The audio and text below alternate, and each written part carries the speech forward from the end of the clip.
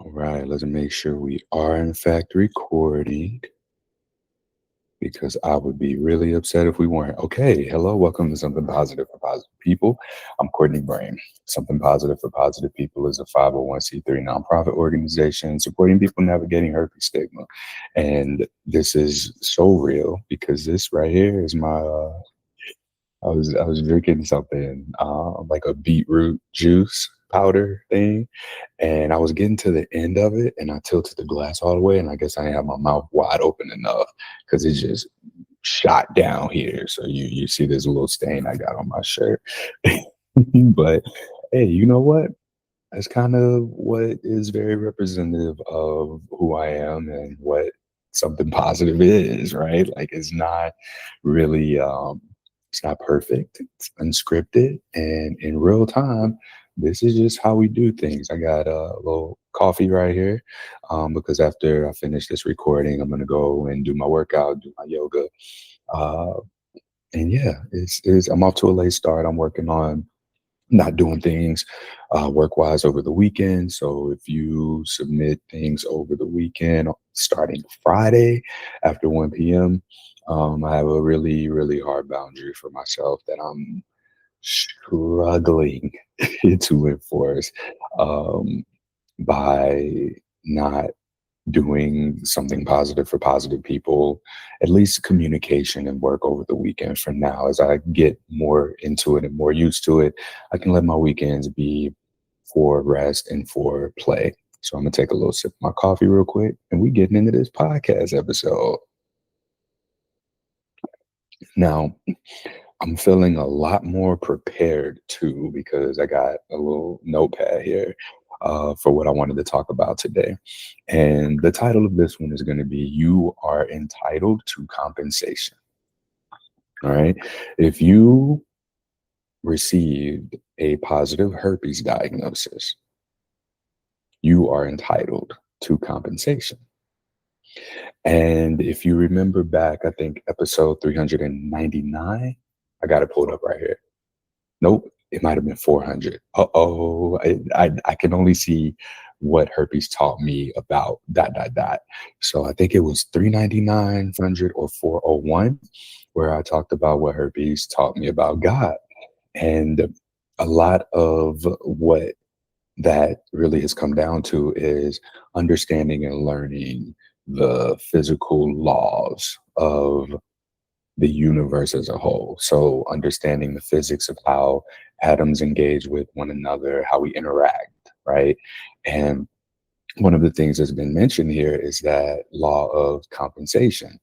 And the law of compensation is, it's funny because anime does a really, really good job of explaining physics to me. It speaks my language. So in Full Metal Alchemist, I believe I mentioned this on there, it was they really talk about the law of equivalent exchange, in that in order to obtain something as a human, first something of equal or greater value must be exchanged.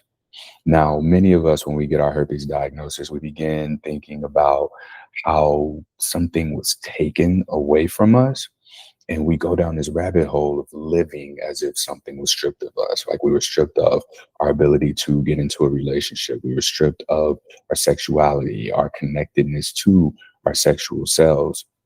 When the reality is, okay, well, if something was taken from you, right, you're entitled to something of equivalent or greater value based on what you've given up. And for myself, I'll use myself as an example, and I don't like this because I'm such an extreme example. Um, my sex life has changed. It hasn't been taken from me. What was taken from me were actually things that at the time seemed like everything, but in hindsight, what was taken was actually good for me because the kinds of people that I was having sex with, or the ways that I would go about having sex, and the ways that I would go about connecting with women and partners, these weren't the healthiest of ways for me. And the more anime I watch, the more analogies I get. So I'm gonna try and keep this centered and grounded in reality and based on my experience without going into the shows that articulate this so well. And I'm trying to use my own words and my own language. So bear with me. If you've been listening to this podcast for a while, you probably speak Courtney to some extent. But if you haven't, you probably gonna think I'm a crazy person. So my ability to have sneaky, like under the radar, going about it in a way that is like not direct. That's the word.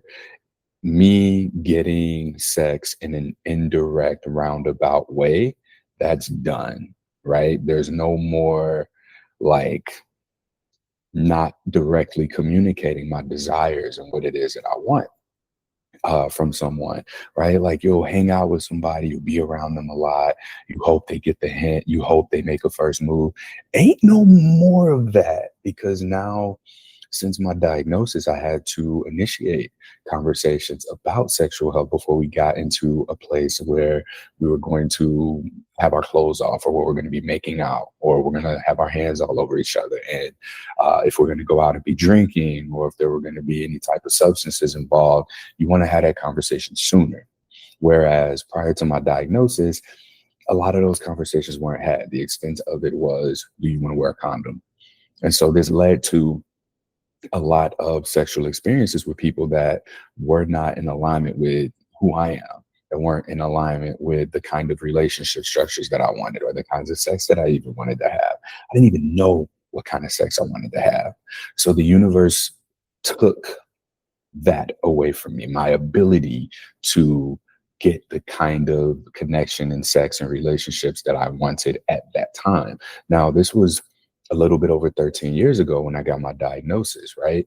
I started having sex at age 16. And so between the ages of 16 and 23, 24 years old, that's about 8 years of sexual activity, of me going about it in this particular way.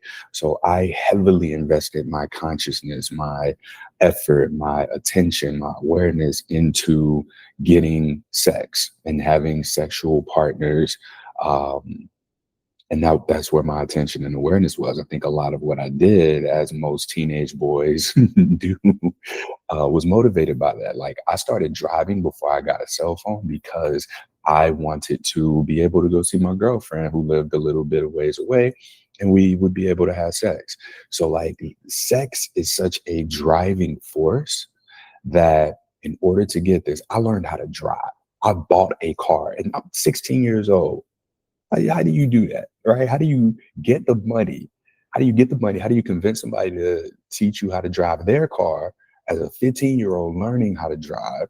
And then how do you have a car before you have a cell phone, right? So the extent of which my sexual energy, my drive led me to do all of this for the outcome of sex.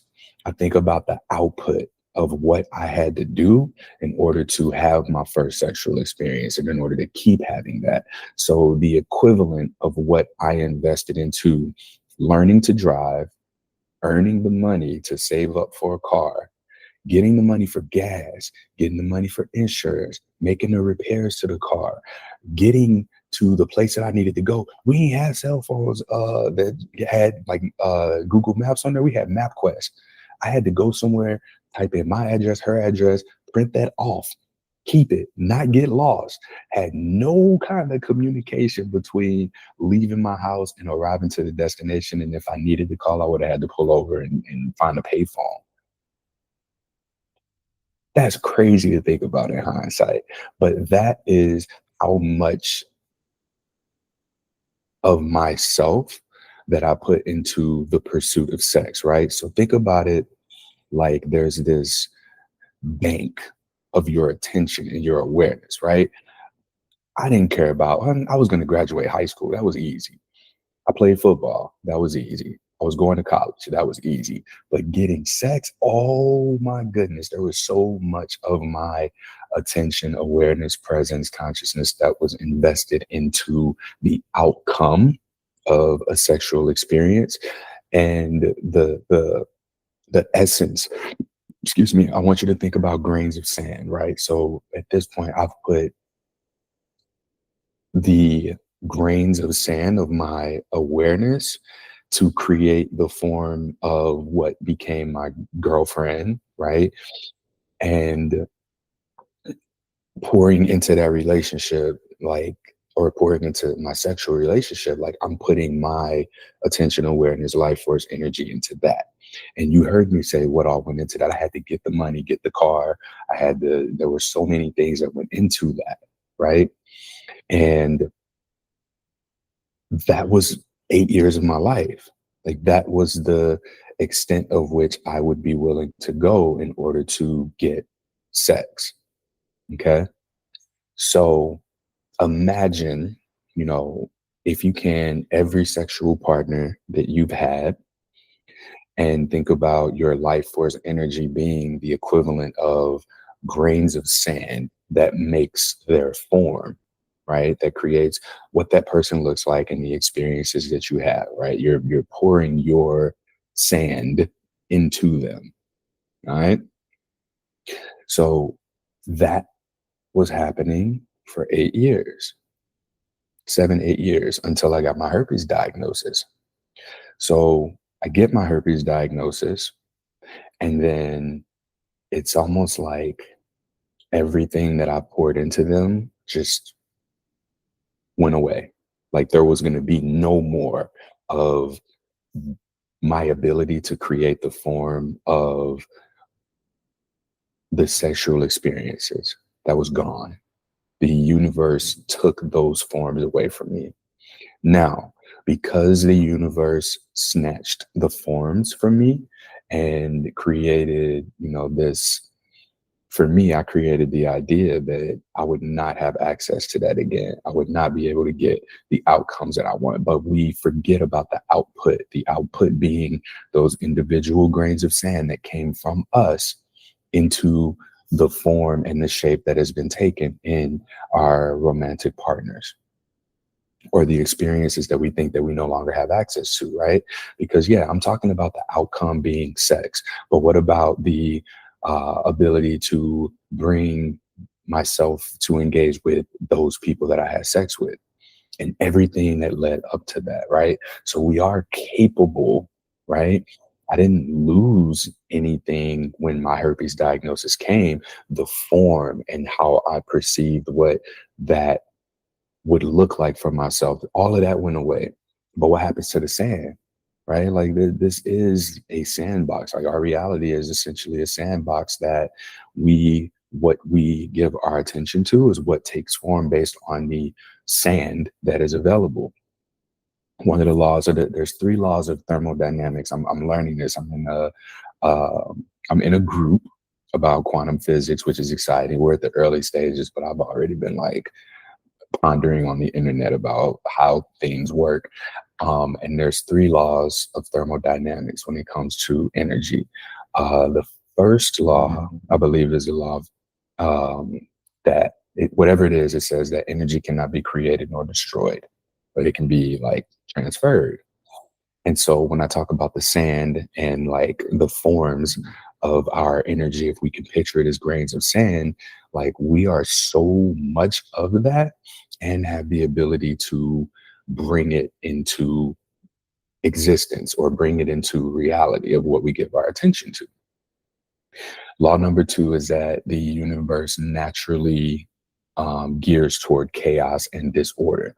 So motion and movement and things that are not stillness is naturally going to occur. So kind of, if we want to be still, we have to force ourselves to sit still, right? But naturally, that's just going to be what it is. And then the third law is absolute zero, which essentially is neutrality. And that's the thing that through something positive for positive people, yoga therapy, that I try and teach people to do. I talk about stigma minimization over prevention because that's like the language that people understand. But when I talk about absolute zero, the idea is to be neutral and remain neutral so that you are operating from a grounded place to be able to not expend your own sand grains of energy, but to recognize that you are, in fact, a part of the infiniteness of the universe and allow for its energy to run through you.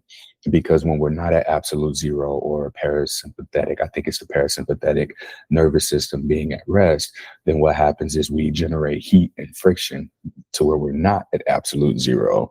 I don't mean like 0 degrees temperature. I mean absolute zero, like there's no presence of external heat, right? So then it's like the sand can just flow through us and we just decide what it is that we want to take form and we allow for it to take form. So those three laws of thermodynamics govern the way that um, I'm speaking to the sandcastle thing, right? So forcefully, because my body, my nervous system, my mind, my emotions, these things were never in alignment for those 8 years, right? Like how much effort I'm putting into doing all these things, which it's great because I gained so many skills. I learned how to drive, which I've been able to drive and do other things, right? I learned how to get from point A to point B. I learned communication. I learned to set expectations. I learned to be on time. All of these wonderful byproducts of my pursuits of sex. And then I get my herpes diagnosis, and it's like I forget about all of those other things, all of those other aspects of myself, and the kind of person that I had to grow into and become, and all of the things that I needed to achieve and that I did achieve, all because I get a herpes diagnosis. Does that sound familiar to you? If you're somebody who received a herpes diagnosis and you think to yourself, I'll never have sex again, right? We're focused on that outcome of, I'm not going to get that.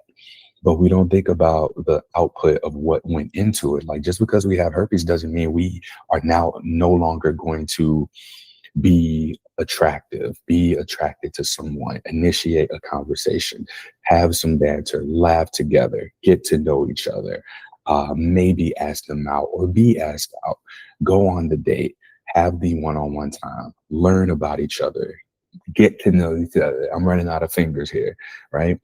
All of these things that we actually have more control over, which is our output leading to the ideal outcome, right?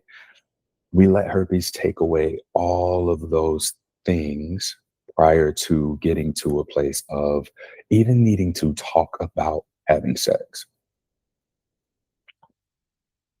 And that was my experience, right? So I let myself believe that herpes took away all of those other things leading up to the sexual experience before the sexual experience had even been talked about on the table, which prior to my diagnosis, again, I went about sex in a very like backdoor way. It wasn't something that was direct. I was very indirect about it, right?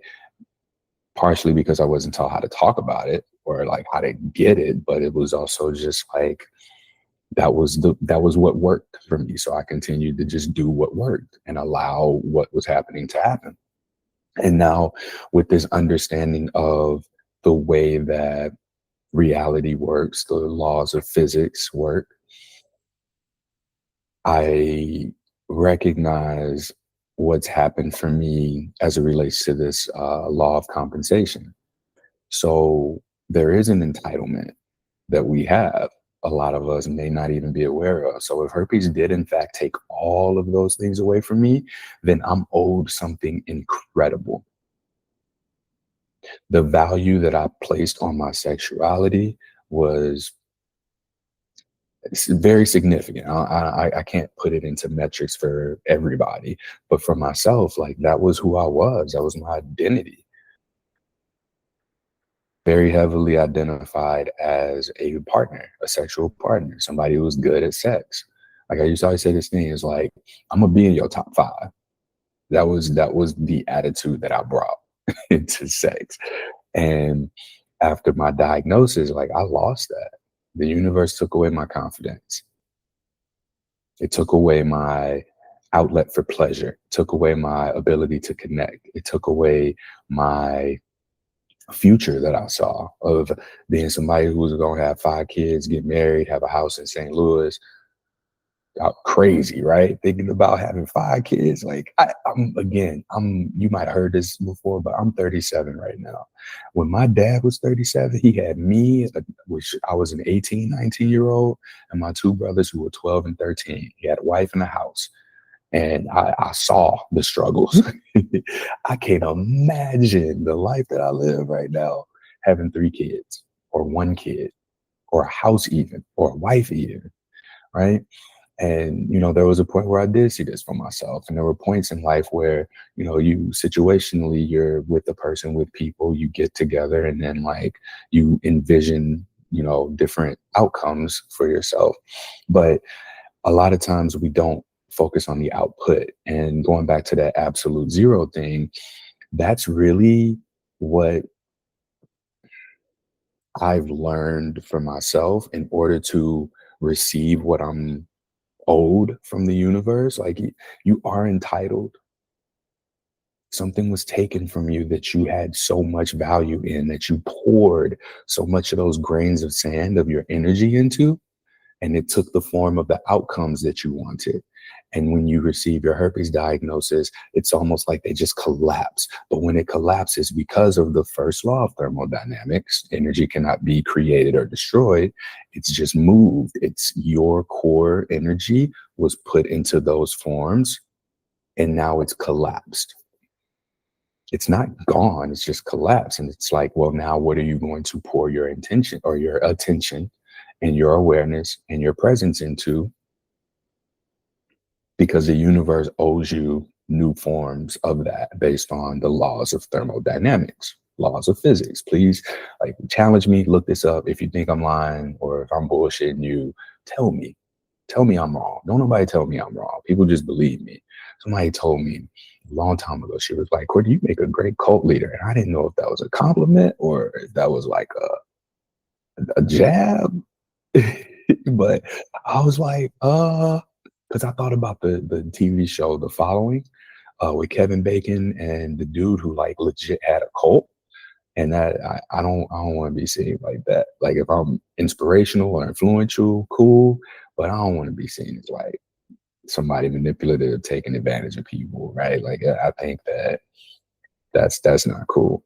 But anyway, the point of absolute zero, I think that when people say to work on yourself, that's what it means. And I'll talk about this, the 8 limbs of yoga, which are, okay, I'm gonna try and remember these off the top of my head, y'all.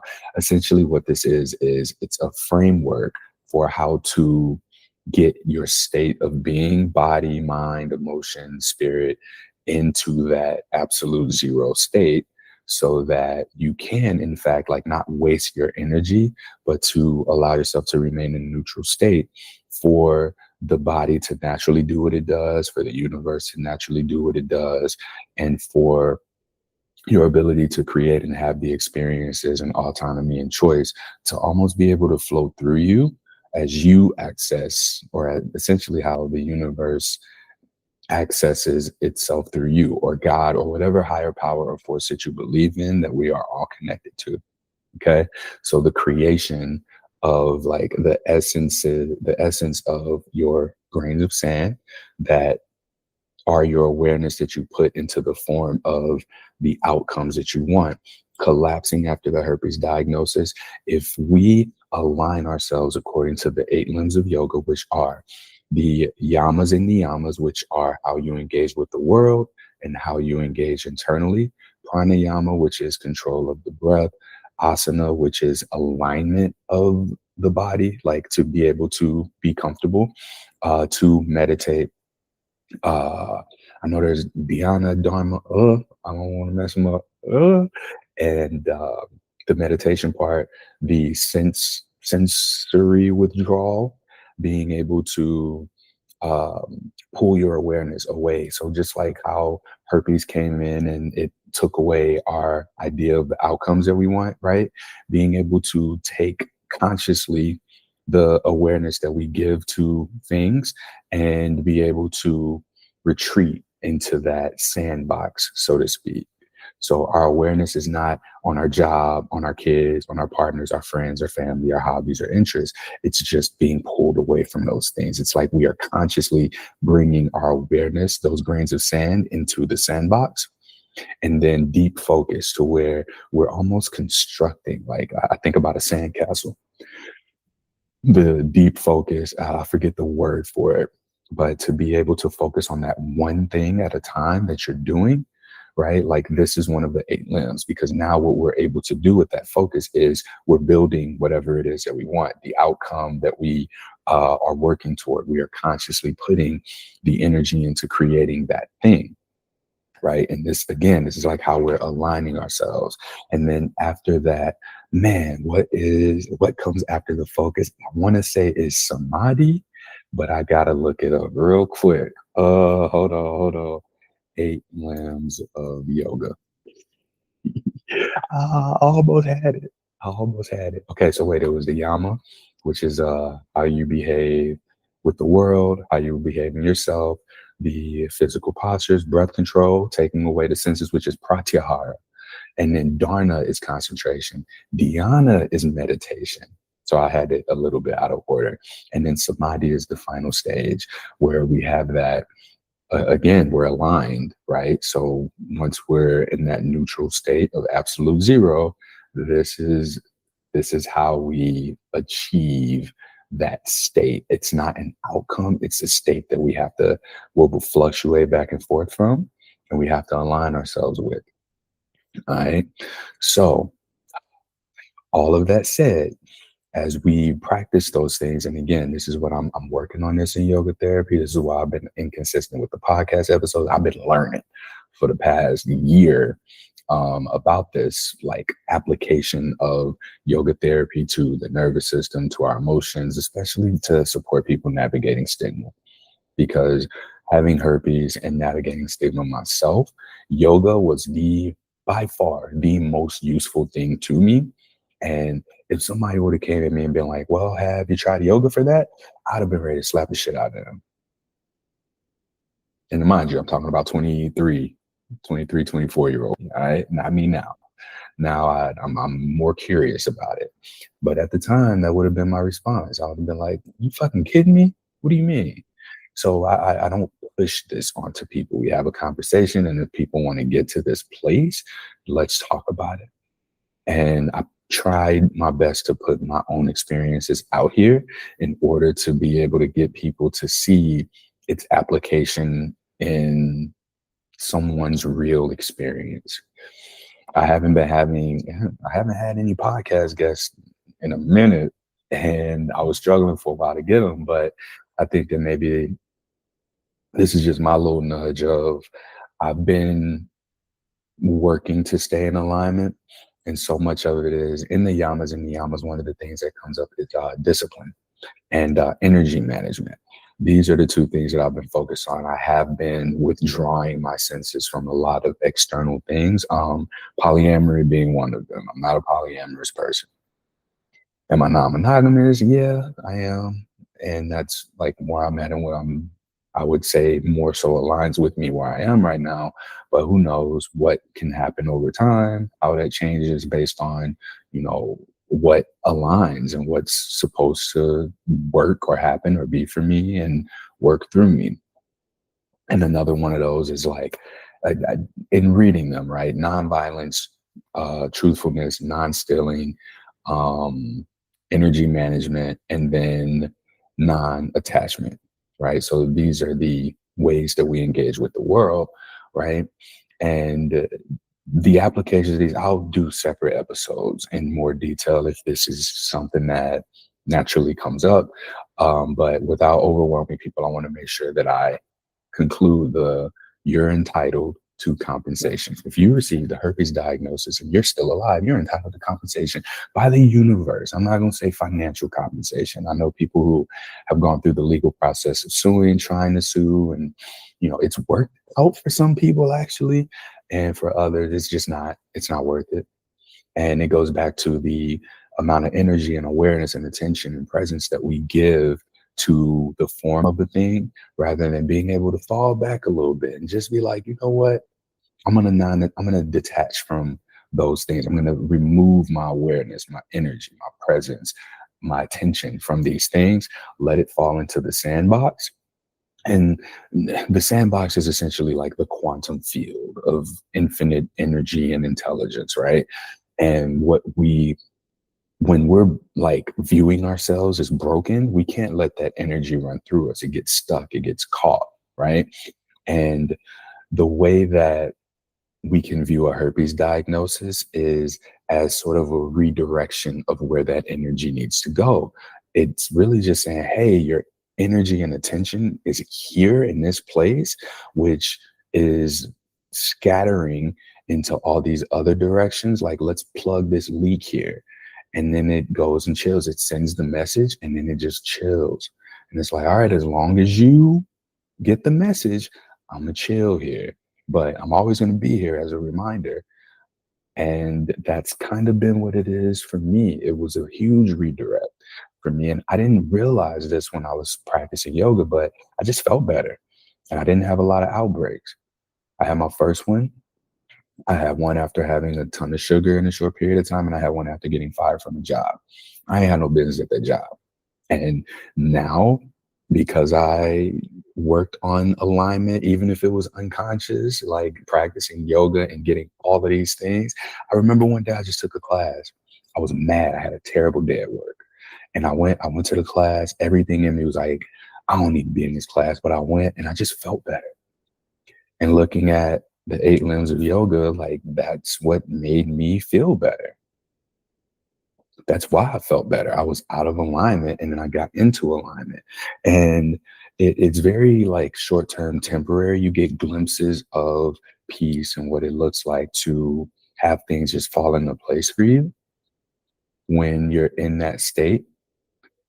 But if you're still doing the thing that gets you out of that state, like for me, it was the job, the field, and the jobs that I had. I'm not a person that can go into a place every day, Monday through Friday from 8 o'clock to 5 o'clock. I'm not. And it took for my herpes diagnosis. And like I said, I got fired from a job and that triggered an outbreak as I was looking to get back into the same career field. I went to college for advertising and public relations. I minored in creative writing and communication studies, double major, double minor. I'm kind of using those things, but I ain't using that shit.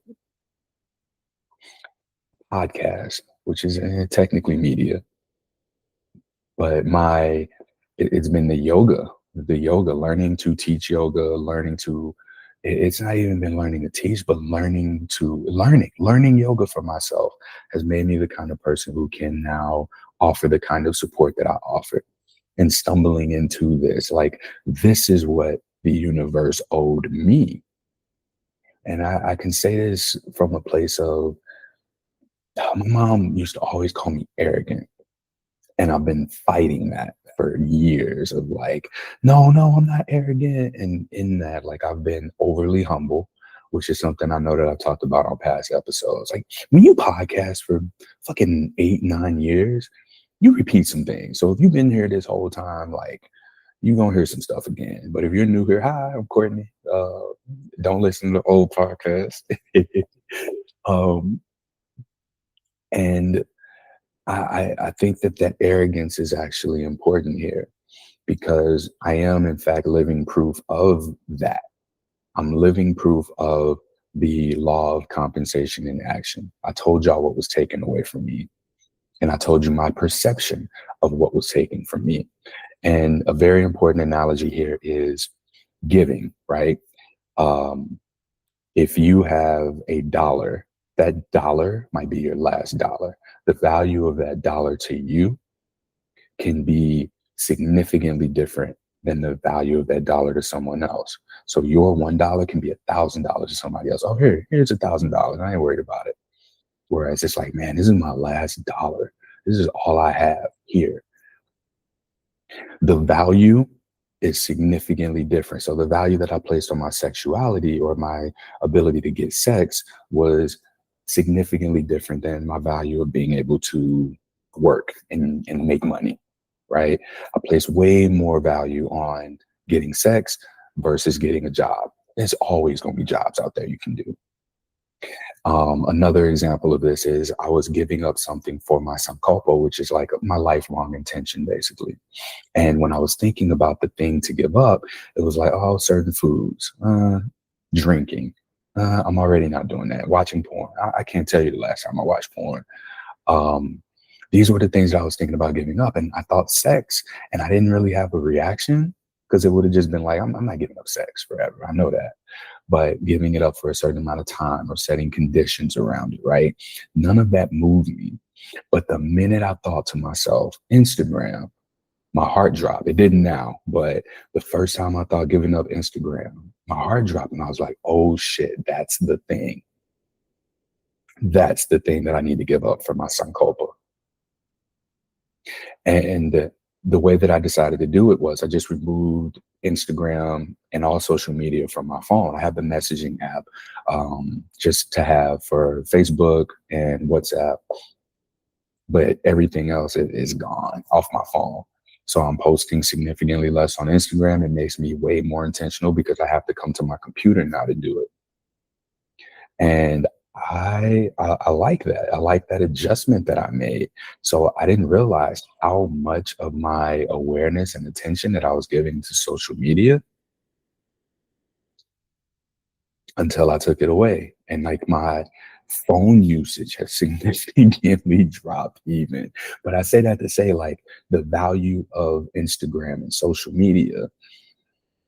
And I'll be fully transparent, y'all. Like, but outside of, the something positive, the herpes stuff, like Instagram was a dating app for me. So I guess it was, in fact, connected to my ability to get into relationships or have sex. Like, it was, in fact, a dating app for me in the time that I was on it as well. Like, I'd meet people who were like, hey, I like what your work is. I like what you do. I like what you're about. I like you. Right.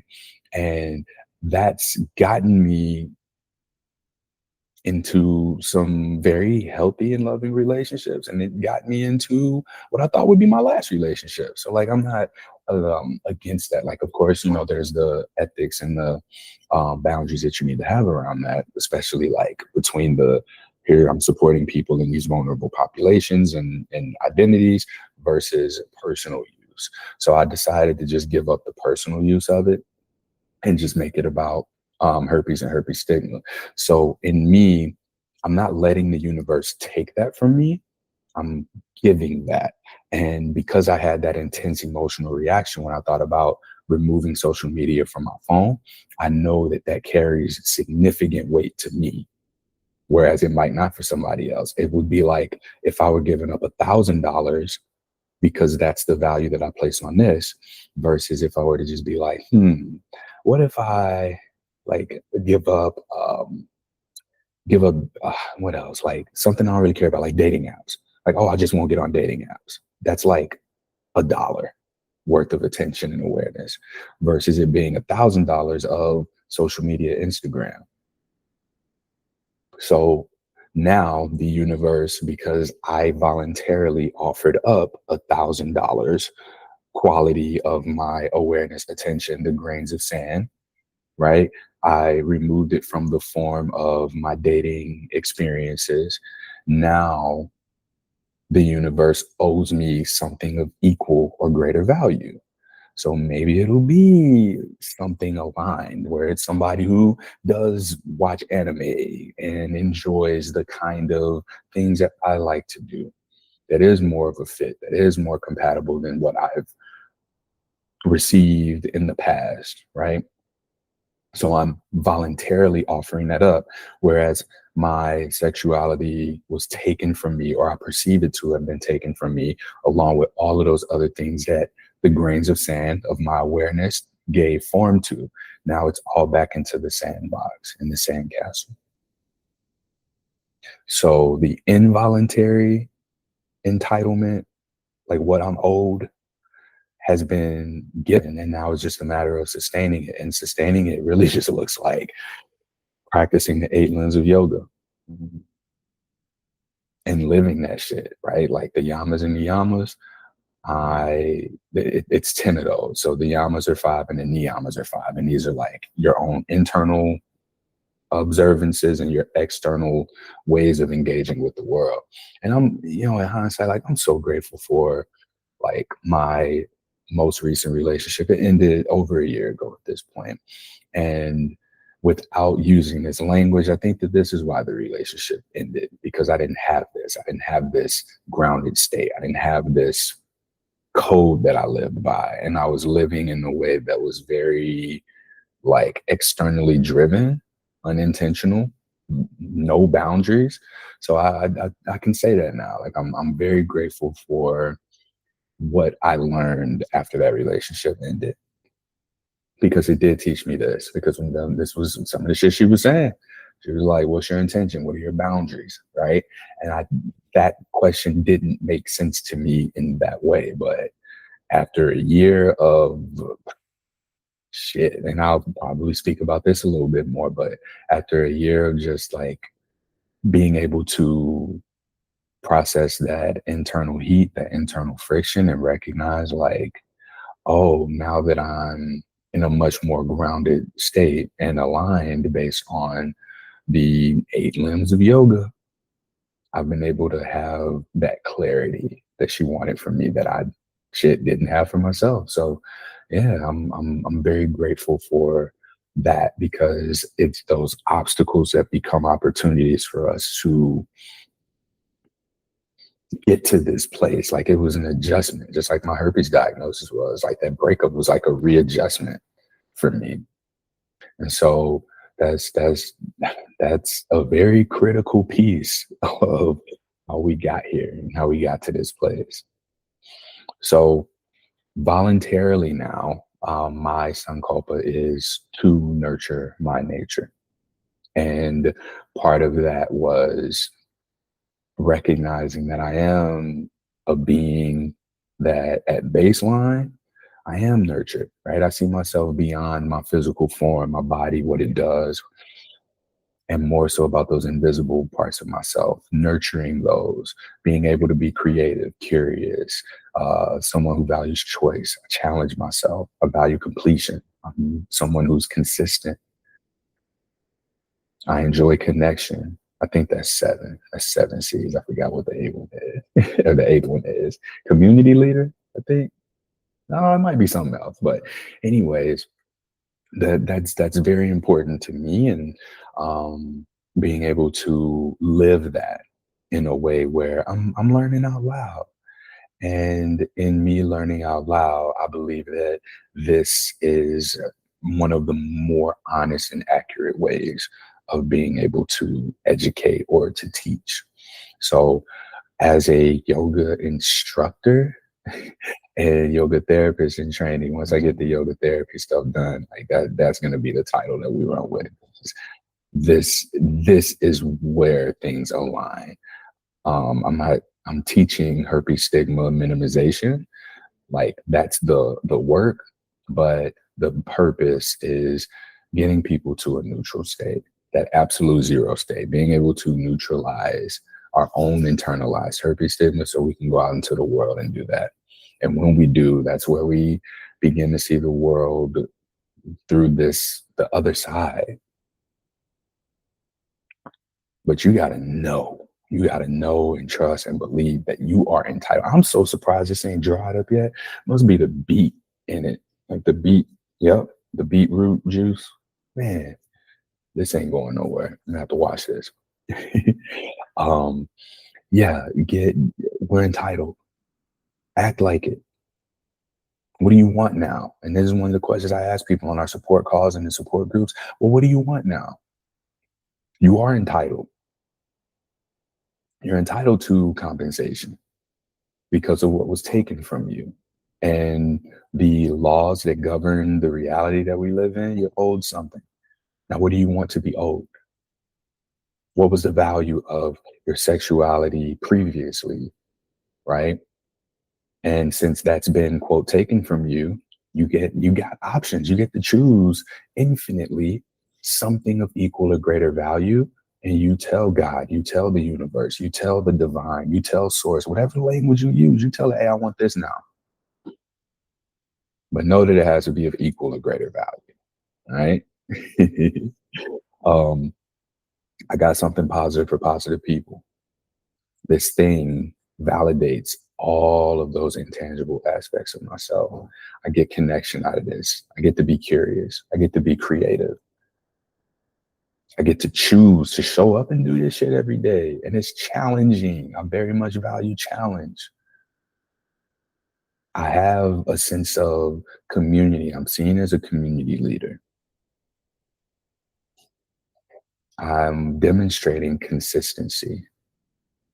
I complete things on a regular basis. These taxes, y'all, bookkeeping for a nonprofit, this shit is hard. But it very much is fulfilling. And I would much rather have this trade-off of not being able to just have roundabout, indirect relationships and casual sex. If that's what I had to give up to get to this place, I'm fine with it.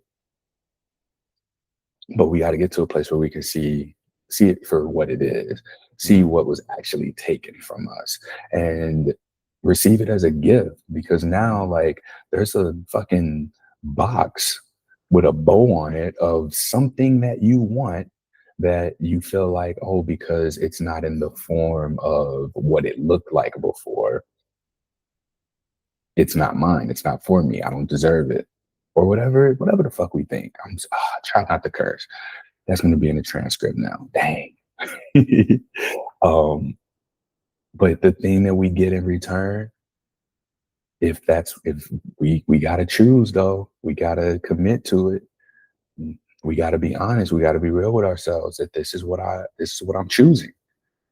Because we weren't choosing before. We didn't choose consciously to trade this, to have this taken from us, right? It's a trade. So now, however we viewed ourselves, the identity that we carried about ourselves pre-diagnosis, now we're entitled to something that is going to make us, that's more aligned. Let's call it that. That's more aligned. But we're entitled to that. Act like it. And for so long over the years, like, I've never seen it that way. Courtney couldn't do this. Courtney out of alignment couldn't do this. There have been so many times I've been ready to give this shit up. And somehow, some way, there was something that would happen to just realign my ass back into that zero, that absolute zero neutral state. This ain't me. This is what people mean when they say, like, God speaks through them or talks through them or operates through them. It's those podcast episodes where I'm like, I don't know if anybody gonna really fuck with this. And then bam, because it's coming from this neutral and grounded state, that is the quantum realm energy of infinity working through me. And it's going to connect with the people that are aligned to it. And so this is in real time, like me living in this way in real time, like showing you that, hey, that you can do this shit too. I ain't special. I got herpes just like you. And in aligning my way of being, this is what came out of it. And there's a constant readjustment, realignment. I need these reminders. I have my morning routine. I get my hot water drink. I do my workout, do my yoga. I try and make the first and last 20 minutes of the day my time. I journal. And I, not as much as I should, do my breath control. I constantly try and take away my senses away from distractions while still remaining present. Try and do one thing at a time. And that's really all we can do. We try until we get to a place where trying becomes effortless.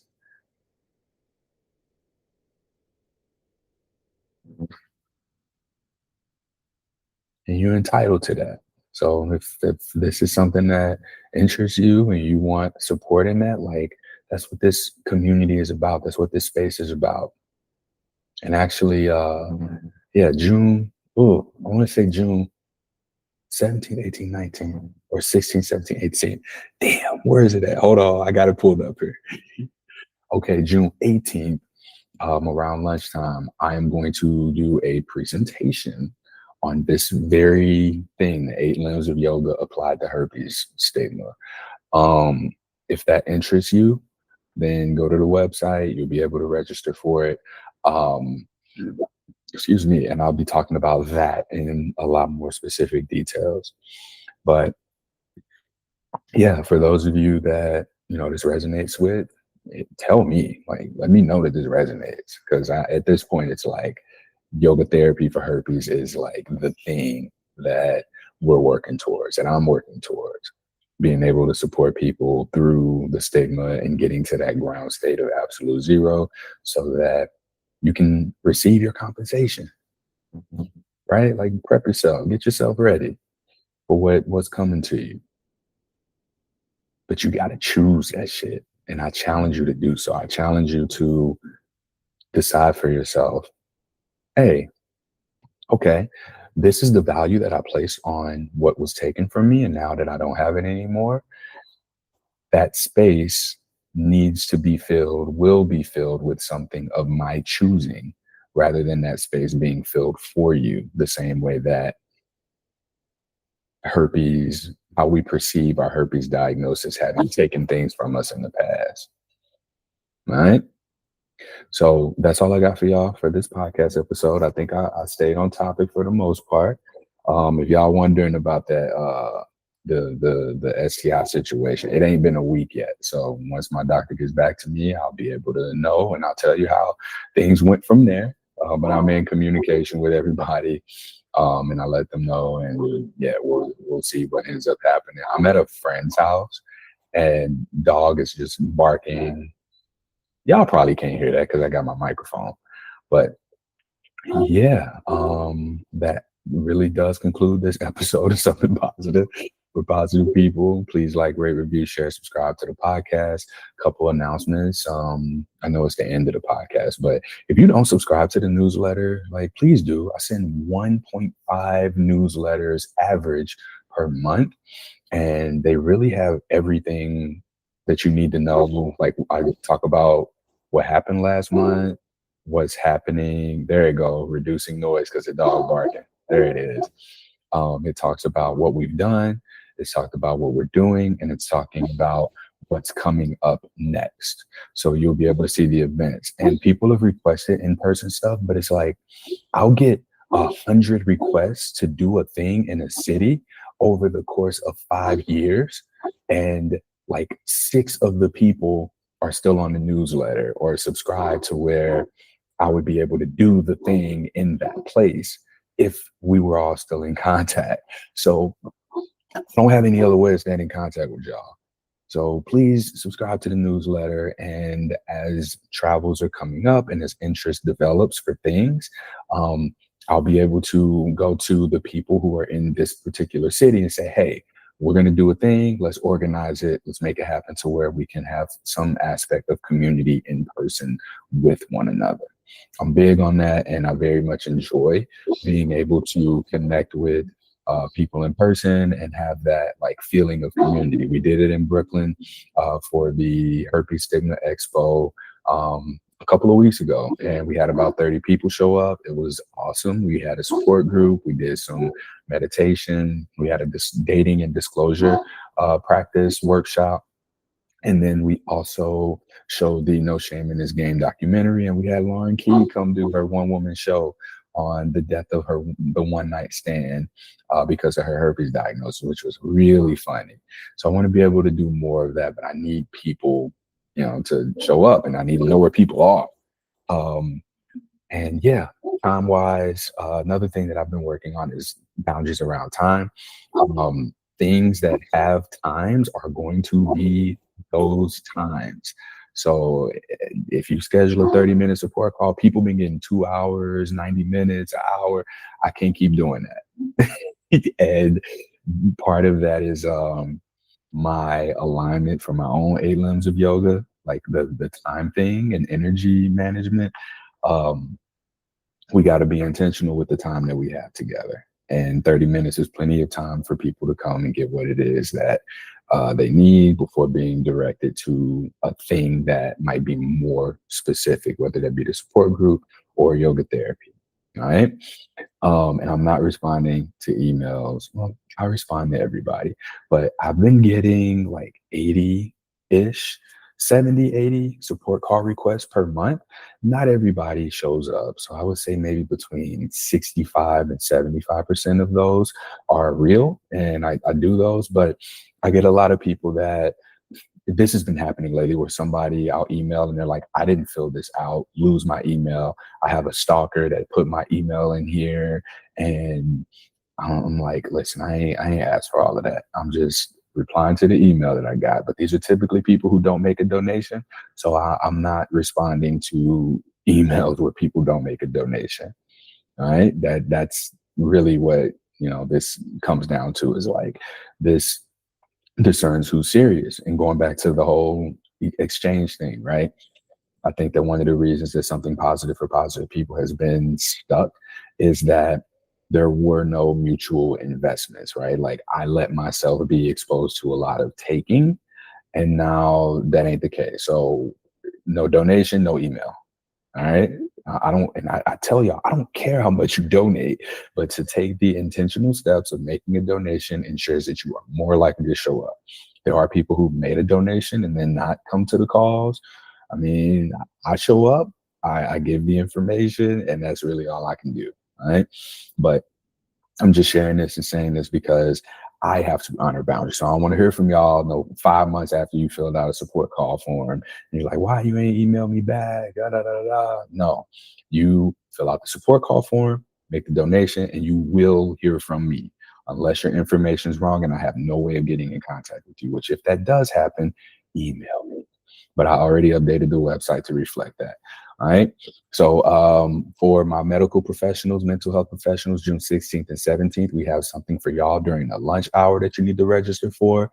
And then August 29th is when we're looking to have the next something positive for positive people, herpes stigma expo. And this one will be in Manhattan, in lower Manhattan, Chinatown area. But look out for more details on that. Subscribe to the newsletter if you are not. And until next time, stay present, y'all. Stay present.